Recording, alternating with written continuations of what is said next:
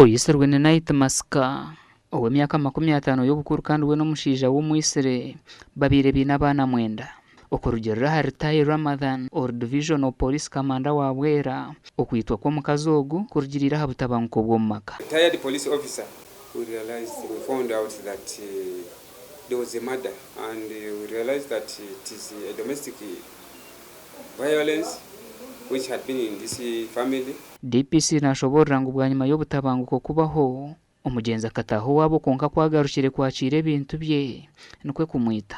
She came back to come and pick a few of her things. She came, she found the husband at home.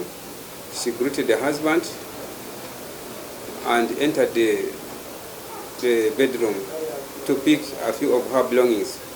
So when the husband realized that she's packing some things in the house, she went inside to lock the door, and that's where the scuffle happened. Mutabano w'omugenzi nagira ngo nawe atungira okumanyisibwa konka kagire kushikayo yashanganye na bamwisire. Nje muganga no mwanyumba ngamo mwana kamberekerako tebano wangu eka baba kita ya mama naryo namanda ngatubete namasangana abandu babirusula mwadirisa bane mulebya mwasi muyiwe emulya namba eikamutera bulesa inabe handikayo omama no omukali amarondi wa mundu amamubwera ati akolechi amulebereya esimweyo amabyekale byayo ini murume. Polisi yajumerera ekikorwa cyo kukwatira amateeko mu ngaro ekyarugeriramwo kutwarwa kw'amagara g'omuntu.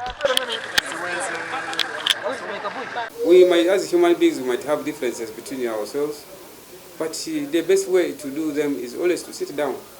You can bring to the authorities and it is handled. You are at least given a hearing. We have an office. Polisi tuyiro mbere rw'omugenzi kuceberwa kandi kwasirenya kwita gasha kwa Gilbert Muhanguzi.